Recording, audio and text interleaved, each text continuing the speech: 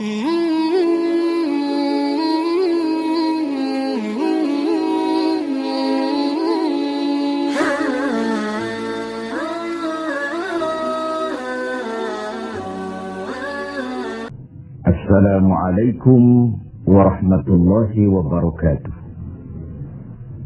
Alhamdulillahi rabbil alamin. Wassalatu wassalamu ala asyrafil anbiya'i wal mursalin Sayyidina Muhammadin wa ala alihi wa sahbihi ajma'in. Amma ba'd. Saudara-saudara sebangsa, setanah air dan sekeyakinan yang berbahagia. Data-data terakhir yang sampai kepada kita membuat kita sebagai bangsa semakin prihatin. Walaupun tentu tidak membuat kita jadi pesimis, seraya kita tetap memberikan penghormatan dan penghargaan kepada upaya-upaya yang telah dilakukan oleh pemerintah kita. Data itu adalah 3/5 dari jumlah penduduk kita hidup di bawah garis kemiskinan. Ini artinya apa? 60% dari 210 juta rakyat kita hidup di bawah garis kemiskinan dan 20% diantaranya dalam kemiskinan mutlak. Berbagai macam komentar orang, ada yang tetap dalam alur rasional memberikan analisa kenapa dan mengapa ini terjadi. Ada yang berpendapat kurang kompaknya tim ekonomi kita. Ada yang bilang karena korupsi masih merajalela. Ada yang bilang rendahnya upaya untuk law enforcement. Ada yang lebih cenderung mencari kambing hitam, menyalahkan masa lalu. Namun realitasnya kemiskinan itu tetap berjalan, tetap berlangsung. Sementara kita harus melakukan upaya-upaya di dalam alur kebersamaan terhadap kondisi yang dihadapi oleh mayoritas bangsa kita ini. Pada jumpa ini saya ingin menyampaikan sebuah hadis yang diriwayatkan oleh Imam Al-Hakim. Rasulullah sallallahu alaihi wasallam bersabda, Arba'un man kunna fihi nasyarallahu rahmatuh wa adkhalahu jannatuh. Ada 4 hal. Siapa saja yang mempunyai keempat hal ini, Allah akan pancarkan rahmat kepadanya. Allah akan pancarkan kasih sayang kepadanya dan dimasukkannya orang itu ke dalam surga. Mari kita lihat semua kita termasuk salah satu saja dari 4 hal yang dibicarakan ini. Yang pertama, man awa miskinan. Orang yang memberikan perlindungan, memberikan tempat tinggal, menaungi orang-orang yang miskin. Allah melebihkan rezeki sebagian kita dari yang lain, agar dalam hidup terjadi take and give.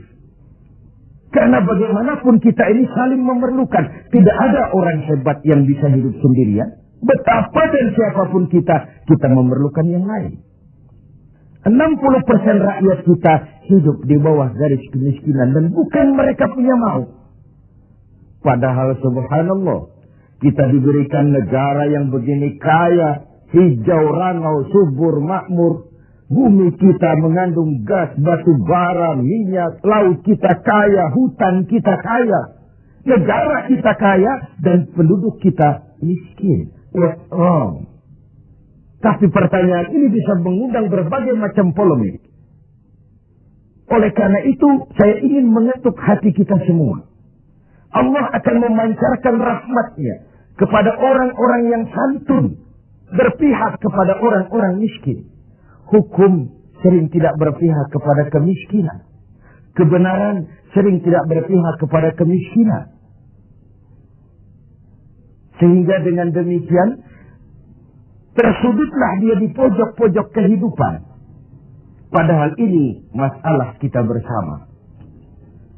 Sementara Rasul dengan tegas memperingatkan, Wallahu fi aunil abdi, madama al-abdu fi auni akhi. Allah akan selalu menolong seorang hamba selama hamba itu masih mau menolong saudaranya. Jikalau kita sudah tidak punya kepedulian kepada saudara-saudara kita yang hidup di bawah garis kemiskinan, jikalau kita biarkan mereka meratap dalam keputusasaan, jangan heran Allah juga tidak akan pernah peduli dengan kita. Sementara kemalangan apa yang lebih besar dalam hidup ini kalau Allah sudah tidak mau peduli dengan kita lagi. Rumah-rumah singgah tetap diperlukan.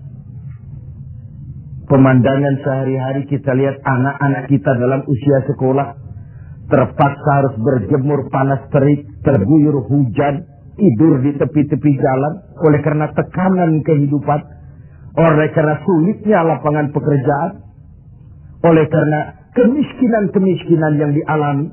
Dan itu semua menjadi tanggung jawab kita untuk berbagi dalam kondisi yang seperti ini. Saudara-saudara sebangsa, setanah air, dan seiman yang tercinta. Dengan semangat ini, boleh jadi baju di rumah kita sudah tidak ada artinya. Tetapi ketika kita berikan kepada mereka, akan jadi besar artinya buat mereka. Sementara di rumah kita sendiri, kita sudah hampir lupa ada baju itu.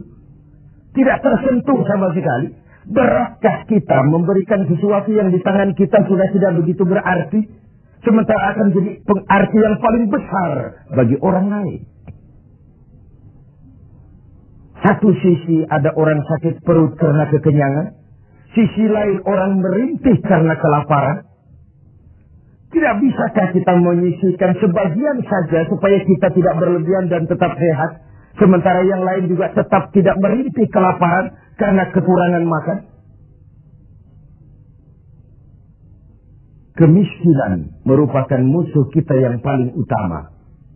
Dan biang keladinya adalah belum stabilnya perekonomian kita. Penyebabnya bisa bermacam-macam. Karena kurang kompaknya tim ekonomi kita, iya. Karena warisan hutang, iya juga. Baik hutang pemerintah maupun hutang swasta. Karena orang-orang para pemimpin kita belum mampu melakukan terobosan-terobosan ekonomi yang menggembirakan, iya juga. Tapi rakyat kita sesungguhnya, kita lihat. Di lintasan pintu kereta, itu kadang-kadang penjaga pintu juga, kereta masih di mana-mana, pintu sudah ditutup. Panjang sekali antrian itu. Terbes sopir-sopir keringetan. Setengah jam nunggu kereta mau lewat. Ketika lewat keretanya memang 11 gerbong, panjang sekali. Si sopir truk, si sopir bus, si kenek yang keringatan itu, pantas saja lama kita menunggu sampai keringetan. Keretanya yang lewat panjang betul. Ada kepuasan batin. Sebaliknya bayangkan, sudah setengah jam nunggu keringetan, kepanasan, haus mencekik leher. Antrian mobil panjang di lintasan pintu kereta. Begitu lewat, yang lewat ini cuma lokomotif. Nyumpah kenek-kenek ke sopir sialan. Dikira apa setengah jam kita nunggu cuma begitu yang mau lewat. Ini artinya apa? Secara psikologis, rakyat kita ini mau menunggu. Rakyat kita ini mau berkorban. Rakyat kita ini mau memberikan apa yang mereka bisa. Untuk sesuatu yang besar. Untuk sesuatu yang monumental. Untuk sesuatu yang bisa merubah keadaan mereka. Jangan biarkan rakyat kita menunggu dengan kecewa karena begitu lama menunggu yang lewat cuma lokomotif. Cuma kepala kereta yang lewat. Mereka merasa penantian setengah jam sia-sia.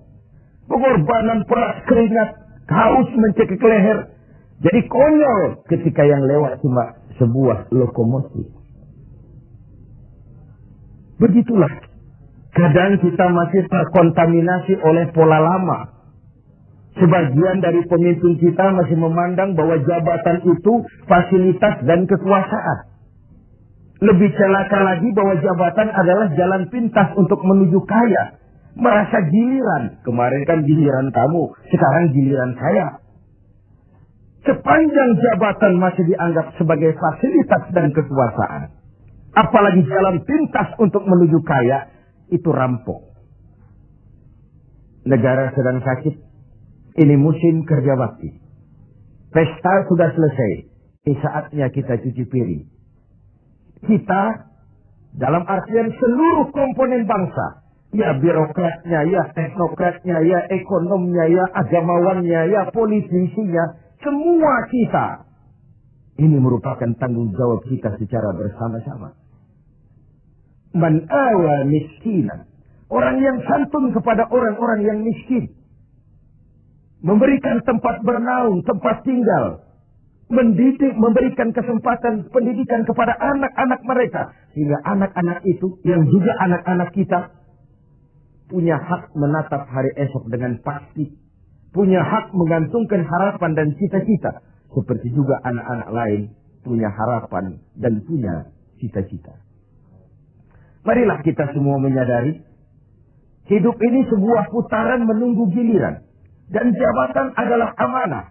Sementara menyia-nyiakan amanah adalah khianat. Lebih jauh dari itu, agama mengajarkan apapun yang kita miliki dalam hidup ini sebuah titipan. Harta titipan. Jabatan titipan. Ilmu pengetahuan titipan. Kalau titipan harus disikapi dengan dua. Pertama, titipan harus dijaga baik-baik. Masa ada orang datang ke rumah saya, Pak, saya titip mobil sebentar. Oh, silakan. Saat mobil diambil, kacanya pecah, bempernya penyok, robannya kempes, knalpotnya hilang, marah yang punya. Saya cuma titip, kenapa tidak dijaga baik-baik? Begitulah Allah menitipkan jabatan kepada kita. Saat nanti diambil jabatan itu berlumur korupsi, berlumur kezaliman, tipu daya, trik, rekayasa. Tentu marah yang menitip. Kau harus bertanggung jawab. Ini kan titipan. Kenapa tidak dijaga baik-baik? Harta titipan. Malahan, kalau saudara diberikan ilmu, pertanyaan akhirat cuma satu. Ilmumu kau amalkan untuk apa? Diberikan kita usia yang panjang, pertanyaan akhirat juga cuma satu. Usiamu kau habiskan di mana? Tapi diberikan kita harta, pengadilan akhirat akan bertanya dua. Hartamu kau dapat dari mana? Kau belanjakan kemana? Depan dan belakangnya ditanya dari mana dan kemananya. Itu sebabnya Rasulullah berpesan, hasibu anfusakum qabla an tuhasadu. Hitung dirimu sebelum Allah yang menghitungnya. Dengan bahasa sekarang, kalau malam-malam ada baiknya kita putar film hidup kita ini. Sejak akil balik sampai sekarang, lihat adegan-adegan yang pernah kita lakukan. Oh, tanggal sekian, bulan tahun sekian, saya nyolong, saya korup. Tanggal sekian, bulan sekian, saya nempeleng orang tanpa alasan yang benar. Putar film itu. Apa target dari semuanya? Kalau ada adegan yang tidak pantas, sekarang ini kita masih bisa melakukan sensor. Taubat maksudnya, pemutihan. Ada suara yang kurang jelas, masih bisa dubbing. Ada alur cerita yang kurang utuh, masih bisa editing. Proses sensor, proses editing, proses dubbing masih dimungkinkan sekarang. Sekarang, di dunia ini. Kalau nanti di padang mahsyar Allah yang memutar film kehidupan kita, tidak akan ada waktu lagi untuk sensor, dubbing, editing, yang ada tinggal pertanggungan jawab. Dan hari itu seperti sering kita baca dalam surah Yasin, al-yawma nakhtimu ala afwahihim wa tukallimuna aydihim wa tashhadu arjuluhum bima kanu yaksibun.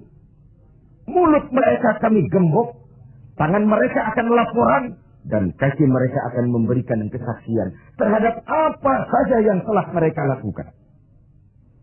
Jabatan adalah titipan. Dia harus dijaga baik-baik. Yang kedua, kalau titipan tidak boleh membuat orang arogan, sombong. Dititipi, sekadar dititipi kok sombong. Apa alasannya? Orang titip mobil ke rumah saya, yang punya mobil pergi, saya petatang peteteng, membangga-banggakan. Ini mobil hebat, ini mobil mutakhir, ini mobil canggih. Mobil orang titip. Begitulah kita. Ini jabatan, titipan. Kenapa harus sombong? Ini harta, titipan. Kenapa mesti sombong? Ini ilmu pengetahuan, titipan. Kenapa harus sombong? Titipan tidak perlu membuat kita jadi arogan. Bahkan kalau dia jabatan itu top. Kata orang Belanda, legend is louden.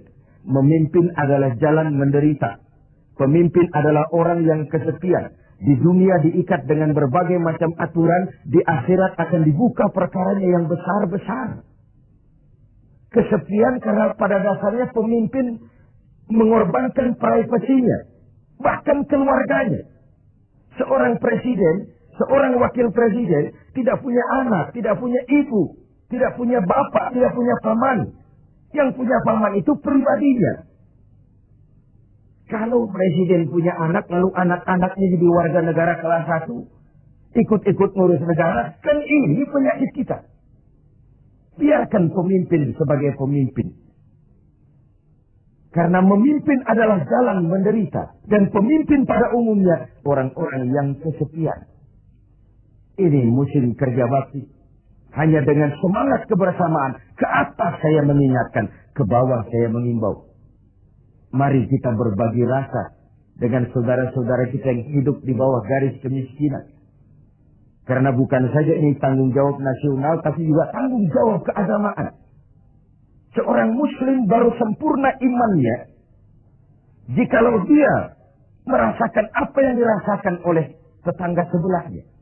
Bahkan tidak sempurna iman kamu jikalau kau tidur dalam perut kenyang sementara tetanggamu merintih kelaparan. Belum sempurna imanmu.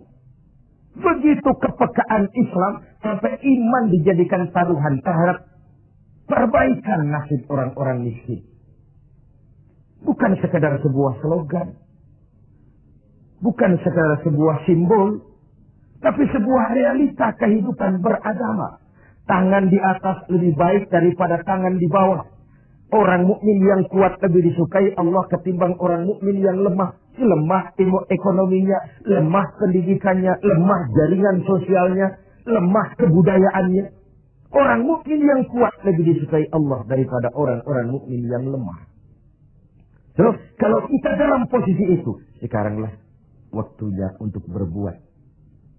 Jangan biarkan saudara-saudara kita merintih kelaparan.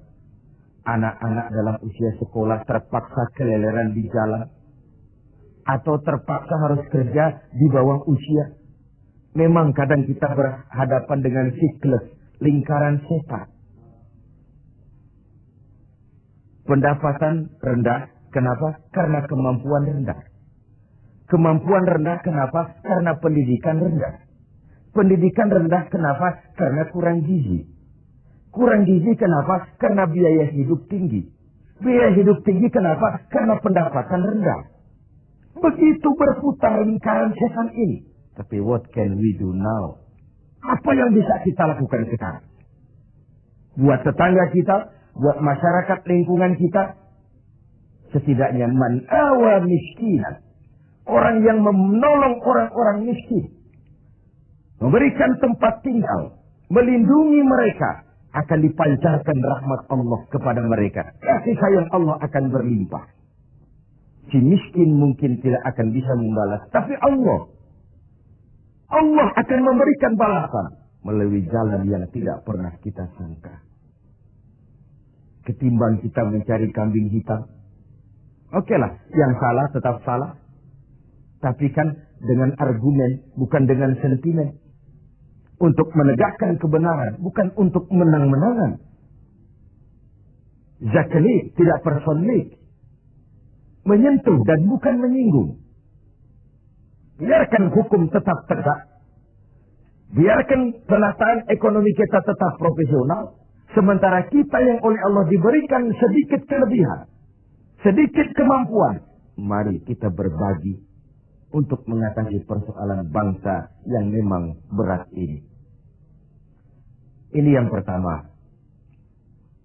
Yang kedua, orang yang akan dapat pancaran rahmat dari Allah itu warahimad dha'ifa. Orang yang punya sifat belas kasih kepada mereka yang lemah. Keberpihakan kepada orang-orang yang tidak berdaya. Tadi saya katakan, kebenaran jarang berpihak kepada si miskin dan si lemah. Hukum sering tidak berpihak kepada si miskin dan si lemah. Tengoklah sekarang. Kalau orang besar punya banyak uang, dapat masalah. Tim pembelanya itu antri. Tim, bukan lagi 1-2 orang. Tim, paling sedikit 3 orang. Tapi ketika si miskin dan si lemah terpuruk di sudut kehidupan, hak-hak asasinya diinjak-injak, siapa yang mau peduli? Masih segar dalam ingatan kita nasib yang menimpa Marsina, Sengkon dan Karta, wartawan Udin, koran Bernas. Itu sekadar yang naik ke permukaan. Entah berapa puluh Marsina di Republik ini. Entah berapa banyak Sengkon dan Karta di negeri ini. Entah berapa banyak Udin Bernas di bumi tercinta ini. Sehingga orang sering mengeluh. Banyak pengadilan, tapi sulit mencari keadilan. Hukum berpihak kepada yang terkenal, kuasa dan punya uang. Law enforcement tersendat-sendat. Kalau sudah orang beruang, ternama, punya masalah, antri yang bela. Rame-rame kur menyanyikan lagu, maju tak gentar, membela yang bayar. Sementara si lemah, si miskin, terseok-seok mencari keadilan. Merintih ketika hak asasinya diinjak-injak. Dan tidak tersentuh sama sekali. Sebagai refleksi dari itu, jangan heran kalau lalu muncul street justice. Pengadilan jalanan, maling motor tangkap, bakar. Refleksi dari ketidakpuasan rakyat melihat hukum selama ini. Di mana rakyat menyaksikan dengan mata telanjang kalau orang kecil berbuat salah, hukum cepat-cepat ditegakkan. Kalau yang besar salah, orang diam pura-pura tidak mengerti. Di situ tumbuhnya luka rasa keadilan. Karena hukum begitu berpihak. Di kalangan elit di atas sering terjadi bargaining untuk kepentingan pribadi mereka. Dengan label atas nama rakyat. Mewakili rakyat. Demi rakyat. Untuk rakyat. Rakyat sendiri nggak pernah tahu kalau di atas namakan. Nyaris rakyat kita lebih sering jadi address. Orang numpang alamat. Karena terjadi bargaining position. Untuk saling menutupi aib dan koreng masing-masing. Masing-masing memegang kartu truf. Kamu bongkar, saya bongkar. Kamu ngomong, saya ngomong. Maka upaya menegakkan hukum jadi semakin terseok-seok adanya. Saudara-saudara sebangsa, setanah air, dan seiman yang tercinta. Keberpihakan kepada orang yang lemah dan tidak berdaya. Bukan karena kita kepengen jadi hero. Tidak. Ini bagian dari ibadah. Bagian dari ibadah. Of course, lebih nikmat berpihak kepada kekuasaan memang. Numpang mujur, ikut nimbrung. Kekuasaan itu gula. Tentu saja banyak semut di sekitarnya. Harta juga manis. Banyak gula di sekelilingnya. Sampai-sampai ada pepatah Arab mengatakan, Innad darahima fil amakini kulliha taksur rijala mahabatan wa jalala. Uang dan kekuasaan itu di mana-mana bikin gagah orang yang memilikinya. Bikin hebat orang yang menguasainya. Orang yang punya uang dengan yang tidak punya uang, janganlah gaya hidupnya, gaya jalannya saja lain. Yang kecil-kecilan sajalah. Teman-teman kita yang kerja di bangunan itu, buruh bangunan itu. Kemis sama Sabtu sore lain jalannya. Sabtu sore pun jalannya gagah. Kenapa? Habis gajian. Tapi kalau Selasa, Kemis, lesu, lelah, letih, gaya jalannya saja lain. Dan agak nyinyir memang, tapi realitas. Wahia silahun liman arada qitalan. Wahia lisanun liman arada fasahatan. Uang dan kekuasaan adalah senjata yang paling ampuh bagi orang yang mau bertempur. Nuklir bahkan sekalipun bisa nggak bunyi kalau disumpal dengan uang. Apalagi meriam, tank, pistol, semua tidak bunyi kalau disumpal dengan uang. Dia adalah senjata yang paling ampuh bagi orang yang mau maju ke medan perang. Dan lisanun liman arada fasahatan. Lidah yang paling fasih bagi orang yang mau bicara. Bicara dengan menggunakan retorika muter-muter menghanyutkan orang. Masih buntu. Coba uang yang bicara. Lewat semua. Ya secara guyonan. Anak-anak sering bilang. Ada fulus, mulus. Tidak ada fulus, manfus. Pepatah Arab Indonesia. Ada fulus, mulus. Tidak ada fulus, manfus. Apakah harus seperti itu budaya kita? Mau dapat jabatan, setelah pendidikan harus bersaing. Lalu dalam persaingan ini, mana yang paling bisa memberikan semur, dekat sama semar, semir, semur. Logikanya apa? Kalau orang meraih jabatan karena banyak mengeluarkan uang dan berani, tentu dia sudah berhitung. Aha, 3 bulan pun pulang modal ini. Aha, paling sebentar selesai nih, pulang balik modal lah. Sudah ada hitung-hitungan matematikanya. Kalau ini yang terjadi, orang naik meroleh jabatan karena banyak mengeluarkan uang, maka hal pertama yang dia lakukan setelah menjabat ialah bagaimana pulang modal. Setelah pulang modal, bagaimana cari untung. Pengabdian nomor 19. Rakyat nomor 26. Saya pakai modal besar kok ini. Dipandangnya lah jabatan sebagai jalan pintas untuk menuju kaya. Benar kalau Rasulullah mengajarkan jangan berikan jabatan kepada orang yang memintanya. Memintanya pun jangan, apalagi sampai nyogok-nyogok, kasih semir, kasih uang. Karena orang yang meminta mesti punya motivasi, sedangkan jabatan adalah amanah. Menyia-nyiakan amanah merupakan dosa yang amat besar. Saudara-saudara seiman dan sekeyakinan yang berbahagia. Setiap kita pemimpin. Setiap pemimpin akan dimintakan pertanggungjawab terhadap apa saja yang dipimpinnya. Suami pemimpin di rumah tangganya. Ibu pemimpin bagi anak-anaknya. Pemuda pemimpin bagi dirinya. Pak Lurah pemimpin di kelurahannya. Setiap kita pemimpin dan setiap kita akan dimintakan pertanggungjawab terhadap apa saja yang kita pimpin. Sungguh pun itu kecil kita sembunyikan dari pandangan orang banyak. Namun Qadir Rabbul Jalil maha mengetahui. Inilah etika otonom. Merasakan kehadiran Allah dekat dalam hidup. Ada sebuah karikatur. Seorang kiai punya murid santri 40 orang.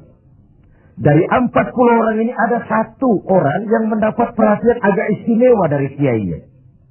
Santri-santri yang lain protes. Kiai, kami ini semua kan santrinya kiai. Kami ngaji sama kiai. Kenapa yang satu itu perhatiannya dilebihkan dari kami? Apa kekurangan kami? Senyum kiai kita ini. Lalu bilang, oke, kalau kau mau tahu, besok pagi kumpul di sini jam 10.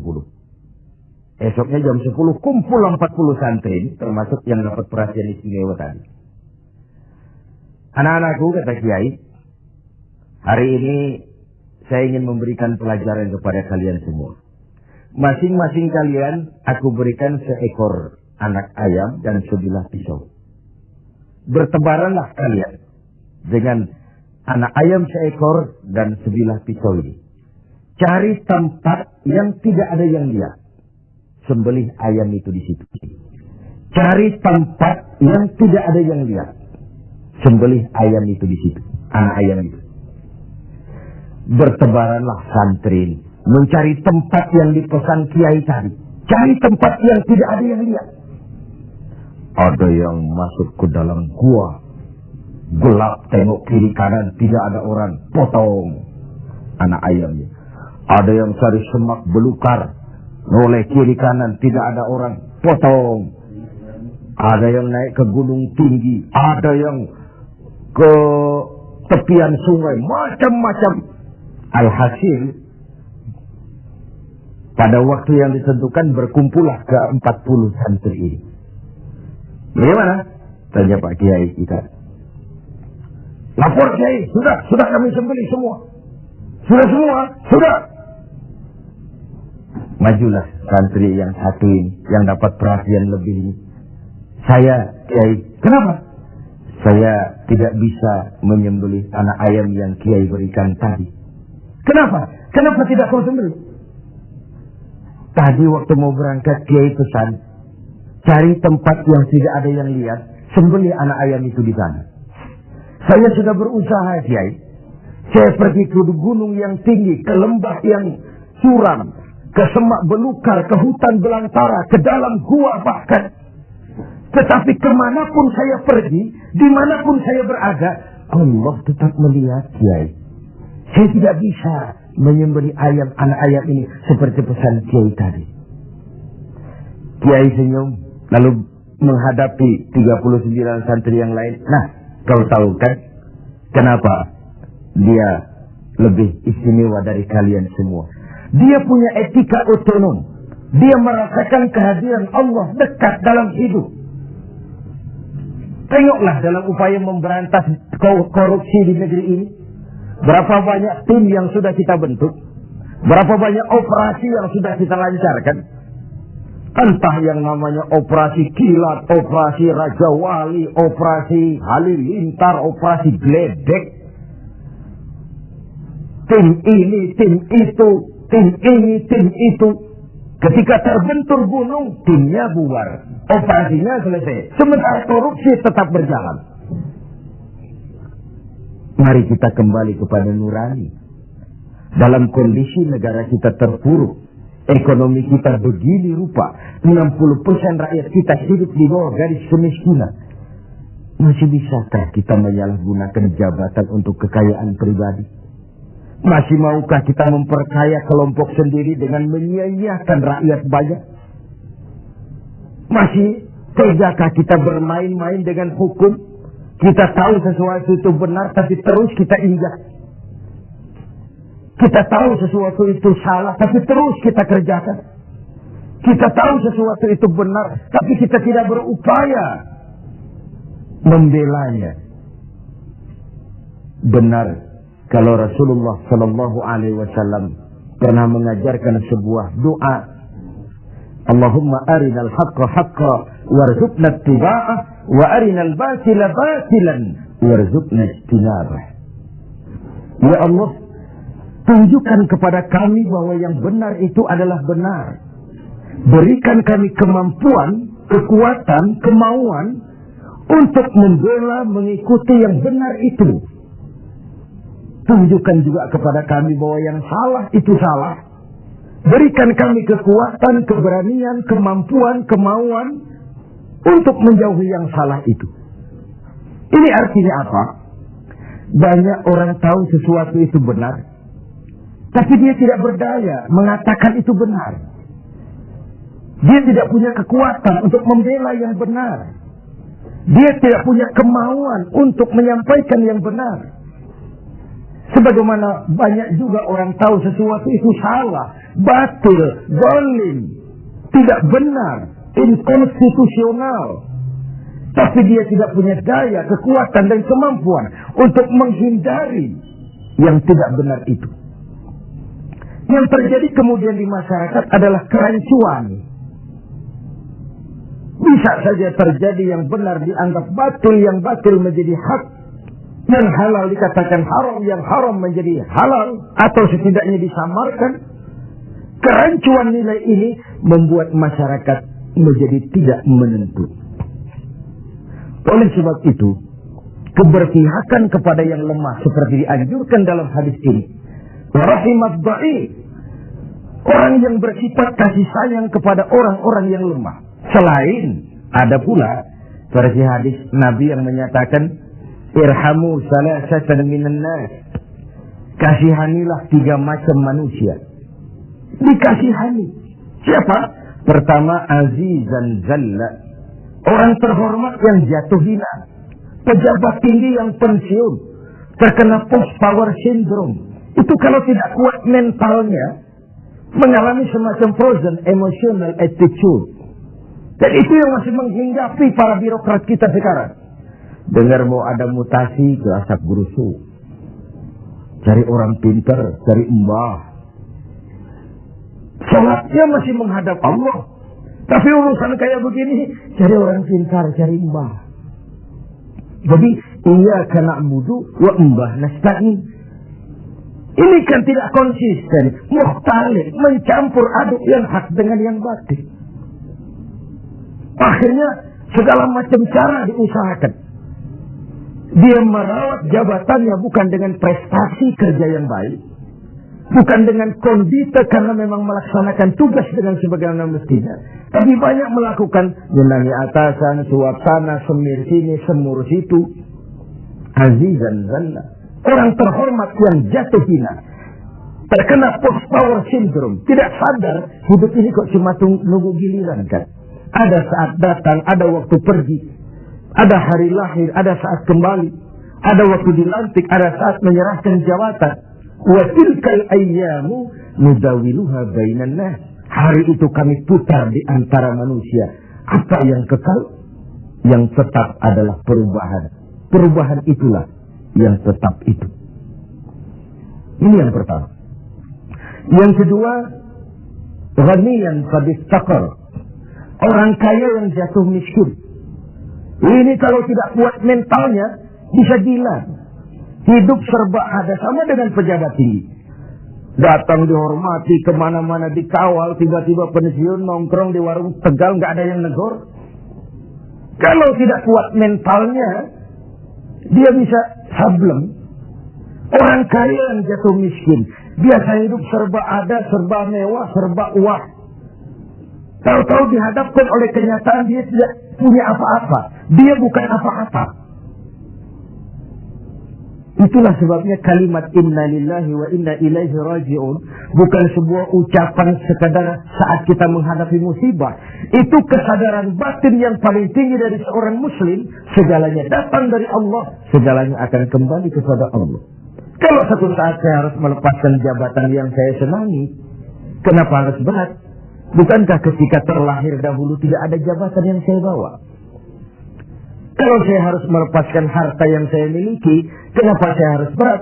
Bukankah ketika terlahir ke dunia ini tidak sesen pun uang yang saya bawa? Inna lillah, segalanya dari Allah, segalanya akan kembali juga kepada Allah.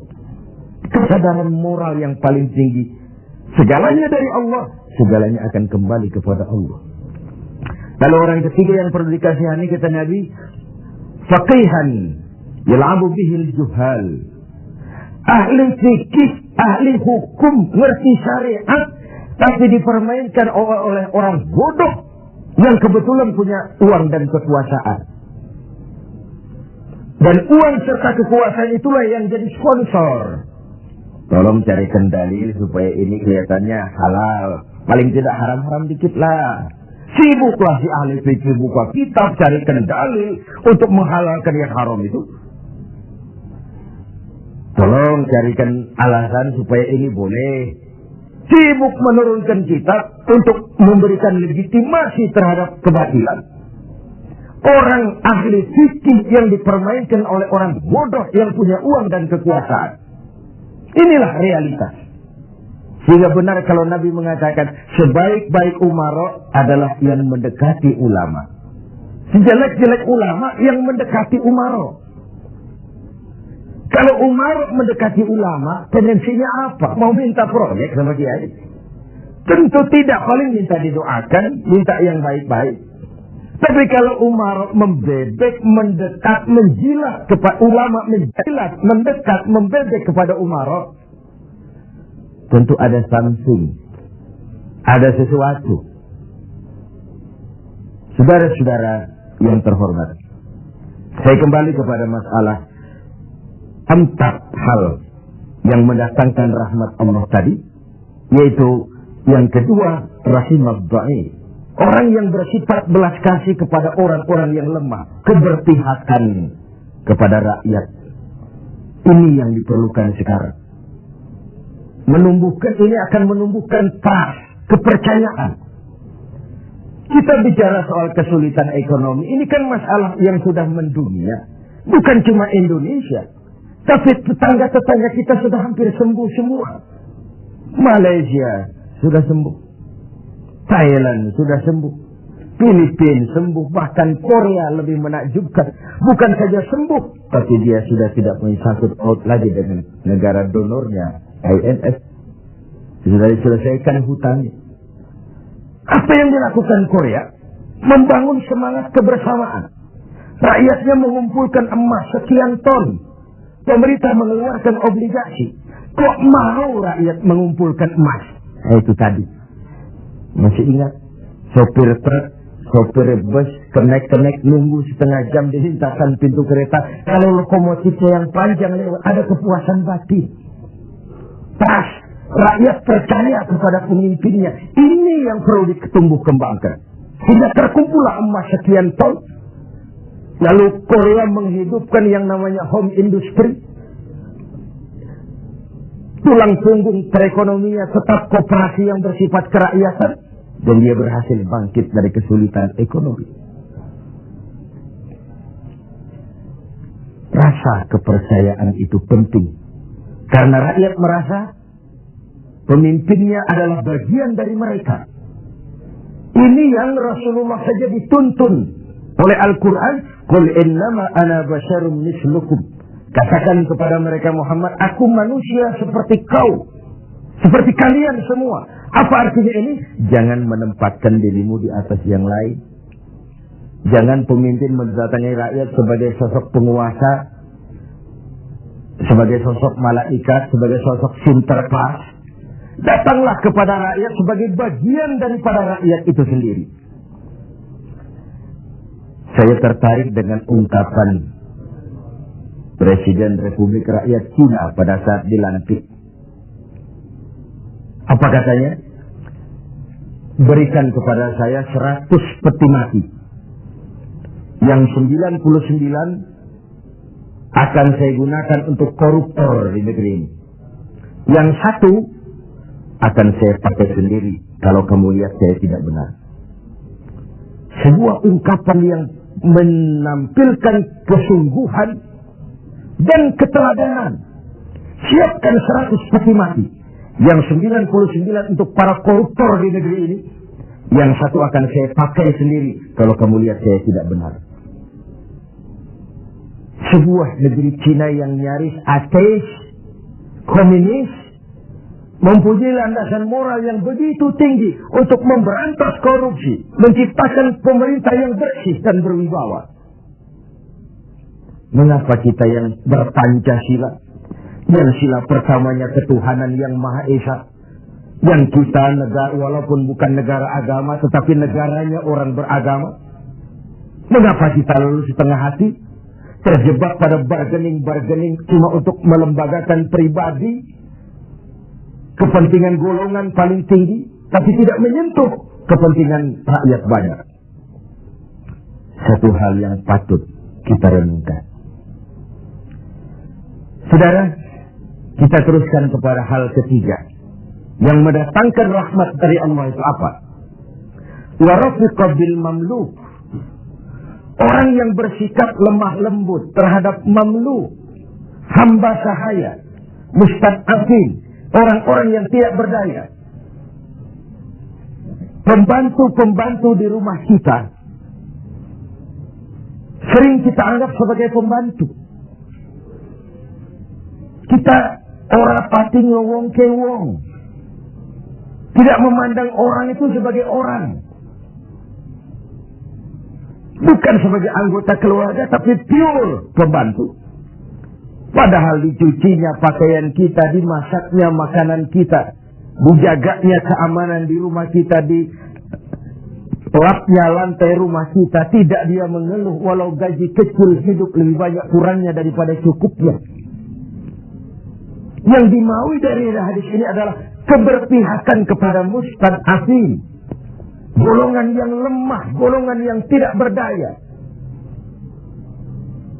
Kita bisa bayangkan, hanya 2% saja dari jumlah penduduk Indonesia yang hidup dalam gaya yang begitu luar biasa, menikmati segala macam fasilitas. 98%-nya bergantung kepada yang 2% ini. Mereka yang owner, mereka yang menguasai uang, mereka yang terjebak dalam kredit yang triliunan. Bayangkan saja, ketika aset kita diberitakan 600 miliar di PPPN, tapi kemudian real cost yang sesungguhnya cuma 160 miliar. Terjadi 340 miliar yang dimarkup sedemikian rupa. Begitu mudah orang mendapat fasilitas dengan semangat nasionalisme yang hampir tidak ada sama sekali. Ketika terjadi gonjang ganjing di negeri ini, dengan berobatlah mereka berangkat ke luar negeri dengan segala macam lah. Lalu what can we do? Apa yang bisa kita lakukan dalam kondisi seperti ini? Diperlukan tekad dan keteladanan. Tekad dari kita semua. Betapa seorang presiden Cina yang notabene adalah komunis punya ungkapan moral yang begitu tinggi ketika dia dilantik menjadi presiden. Saya ulangi lagi ungkapan ini karena memang menarik. Berikan aku 100 peti mati. Yang 99 akan aku gunakan buat koruptor. Yang 1 aku pakai sendiri kalau kau lihat aku tidak benar. Ini kan senapas benar dengan pidato pelantikan Abu Bakar As-Siddiq, Umar Ibn Khattab. Kalau kau lihat aku benar, bantulah aku. Kalau kau lihat aku salah, tegurlah aku. Abu Bakar dengan tawadunya mengatakan, inni wallitu alaikum walastu bi khairikum. Aku telah dipilih untuk memimpin kalian, padahal aku bukan orang yang terbaik di antara kalian. Kalau kau lihat aku benar, bantulah. Kalau kau lihat aku salah, tegur. Dan Sayyidina Umar dengan jujur juga menjawab, aku akan menegurmu dengan pedangku. Artinya apa? Jangan main-main dengan jabatan. Jangan main-main dengan jadi pemimpin. Sekedar kepengen dihormati, sekedar kepengen hidup dengan segala macam fasilitas yang serba wah, kemana-mana dikawal orang, dihormati, cuma sebatas itu. Lalu tidak punya konsep ke depan membawa rakyat keluar dari kesulitan. Saudara-saudara sebangsa, setanah air dan seiman yang berbahagia. Warafiqat bil mamluk, orang yang bersikap lemah lembut kepada orang-orang yang dalam kekuasaan orang lain. Budak sahaya, para pembantu, tenaga-tenaga kerja level bawah. Kita bersyukur kalau kita ke Korea, kita ke Hong Kong, tenaga-tenaga kerja kita masih memasuki pasaran menengah.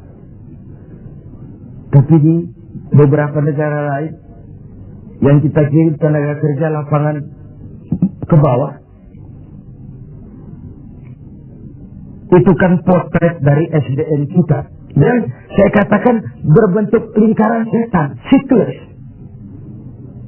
Bagaimana kita berharap mendapat pendapatan yang tinggi kalau prestasi kerja kita rendah?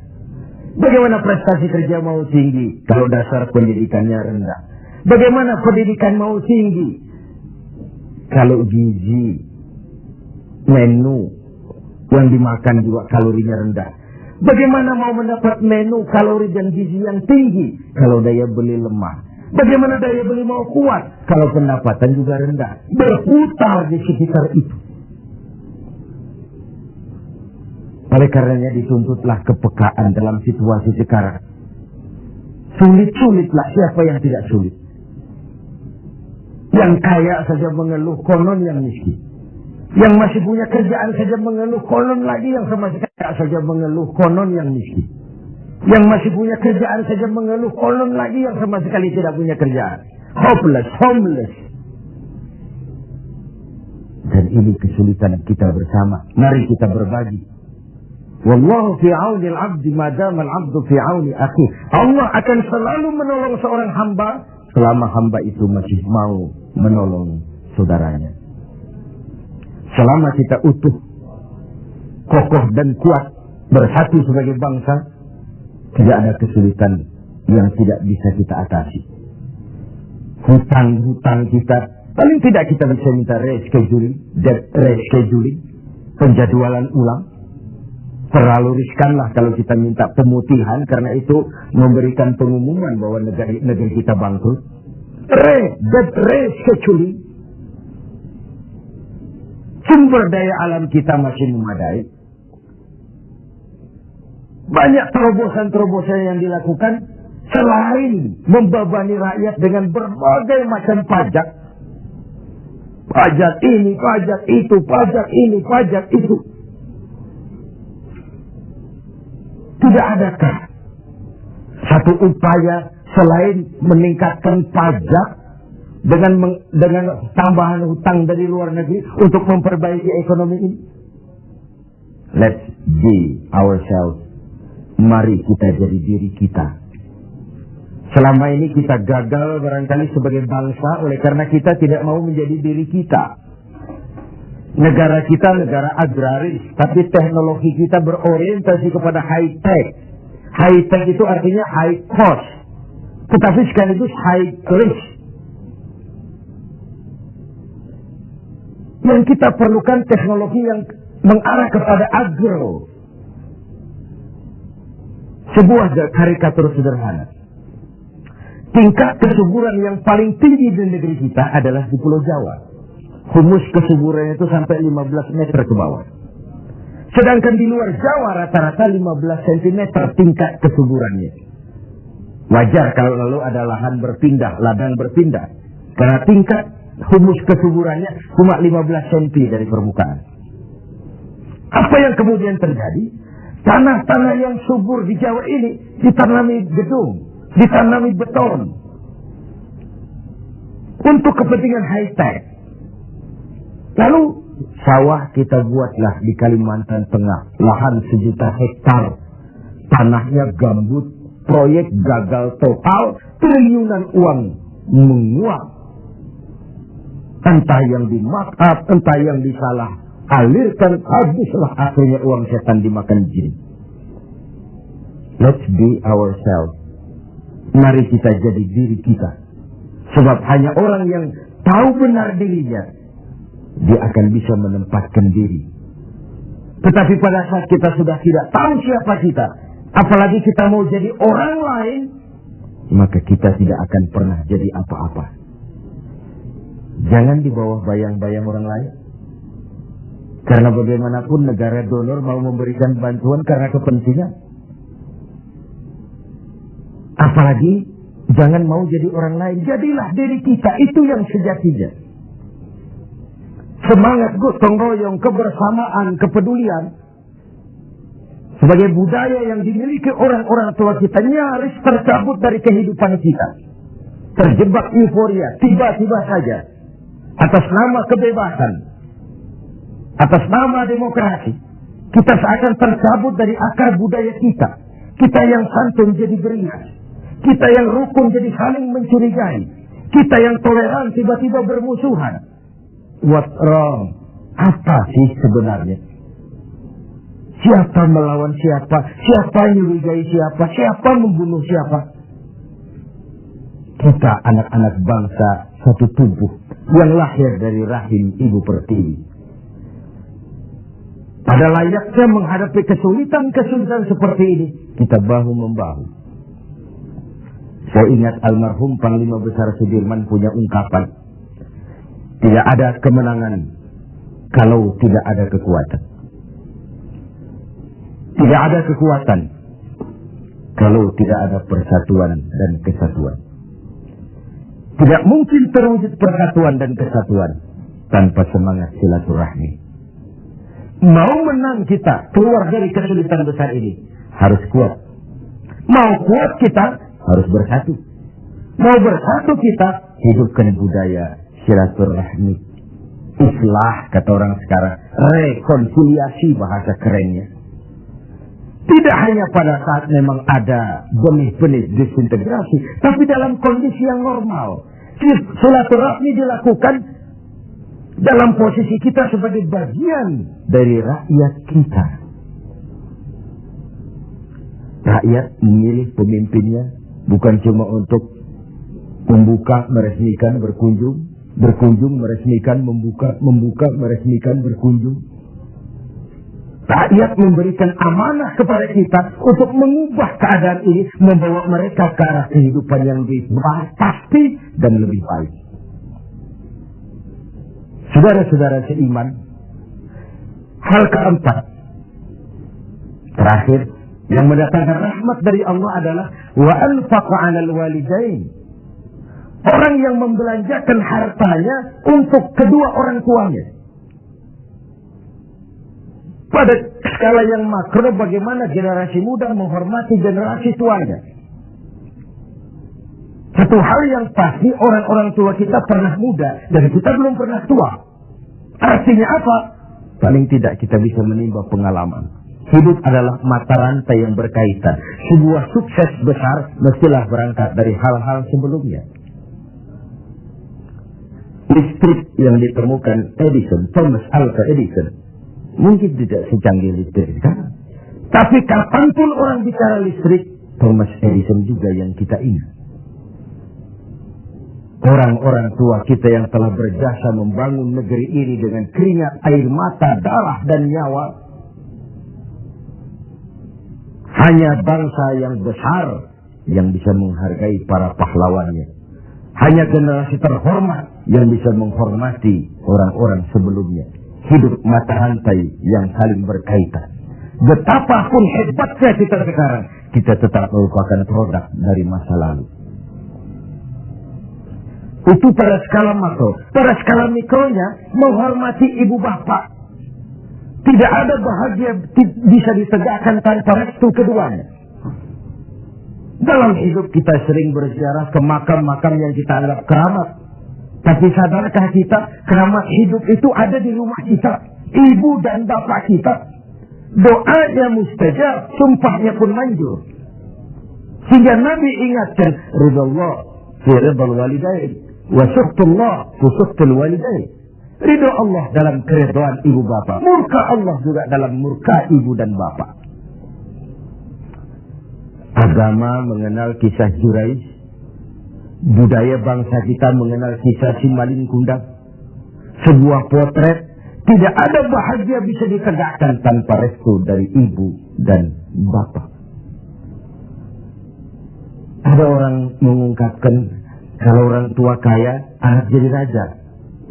Kalau anak yang kaya, orang tua sering jadi budak. Sukses anaknya di ibu kota, ayolah Pak, ikut saja ke Jakarta, Ma, ikut saja ke Jakarta. Sudahlah, tinggal saja di rumah, diam saja, gak usah kerja apa-apa.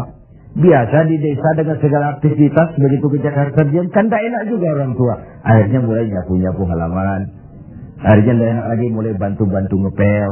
Dan begitu seterusnya. Berapa banyak pun uang kita belanjakan untuk membahagiakan ibu dan bapak, tidak akan pernah sanggup menebus air susu ibu yang kita minum. Ayah yang pergi pagi pulang petang, peras keringat, banting tulang, kehujanan dan kepanasan untuk membesarkan dan mendidik kita supaya jadi orang. Sering setelah jadi orang, lupa kacang akan kulitnya. Saudara-saudara sebangsa dan setanah air yang berbahagia.